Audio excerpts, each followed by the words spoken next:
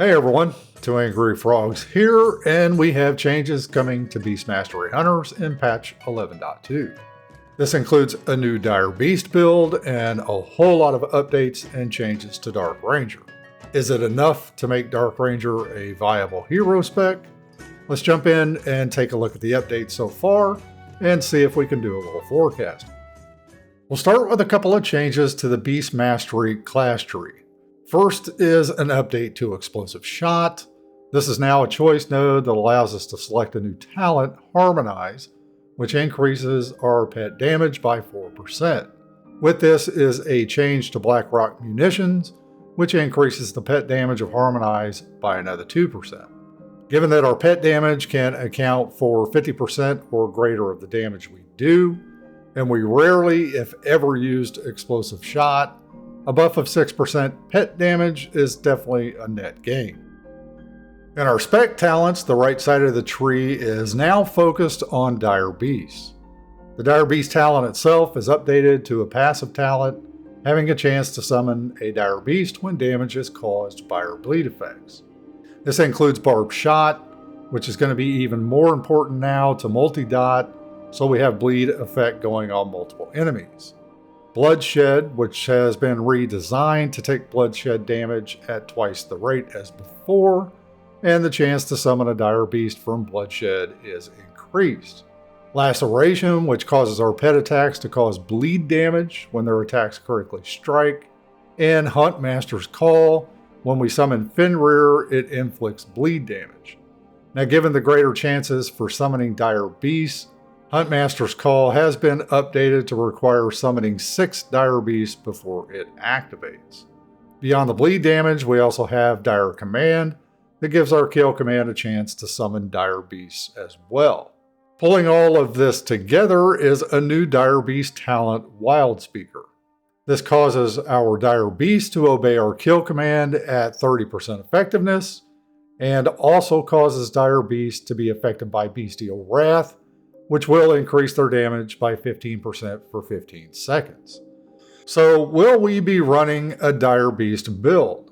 For Pack Leader, I think more than likely we will. For the builds I've tried, Dire Beast is outperforming the Call of the Wild Piercing Fangs build we have been using. And it is really not possible to get to Call of the Wild and Dire Beast with the Killer Instinct changes. For Dark Ranger, no. Given that the Withering Fire hero talent requires Call of the Wild, and the 4-piece tier set is based on Call of the Wild, the spec talent tree selections won't change significantly from what we've been running. So what are we seeing in the hero talents? For Pack Leader, given they were completely revamped recently, there is little change. We have some increase in pet damage, and Frenzy attack speed bonus from Better Together, and a minor update to the shell cover defensive talent. However, a very nice and welcome change for Pack Leader is an activation overlay on the user interface for Howl of the Pack Leader. When your next kill command will summon a beast, you will see the overlay. This should allow us to more easily work with the timing of when we choose to summon a beast. The big change in hero talents comes with Dark Ranger. To start, we have a new talent, Umbral Reach, that increases Black Arrow periodic damage by 100%, and if Black Arrow hits more than one enemy, we gain Beast Cleave. This presents some possible impact to the rotation, since if we gain Beast Cleave through Black Arrow, it removes the need to cast Multi-Shot. Along with Umbral Reach, we have several updates to existing talents. The Bell Toll's previous effect of Black Arrow being usable on enemies above 80% health and below 20% health is now built into the Black Arrow talent. The Bell Toll's talent now increases all damage dealt by us and our pets by 3% for 12 seconds when we fire a Black Arrow, and this effect can stack. The Soul Drinker Choice talent has been updated to increase Black Arrow's damage by 15%, and Bleak Powder's damage by 20%. And Withering Fire has been updated to now fire 2 additional Black Arrows instead of 4, but it will prioritize enemies that are not affected by the Black Arrow damage over time effect. For Beast Mastery specifically, Phantom Pain damage from our kill command to other nearby enemies is up from 8% to 20%, and Black Arrow damage has been increased by 20%. A final change, which likely will impact Dark Ranger more so than Pack Leader, is an update to our passive mastery ability, Mastery, Master of Beasts. In addition to increasing pet damage, it also now increases the damage of our shots, which includes Black Arrow and traps by 50%. So what about Dark Ranger?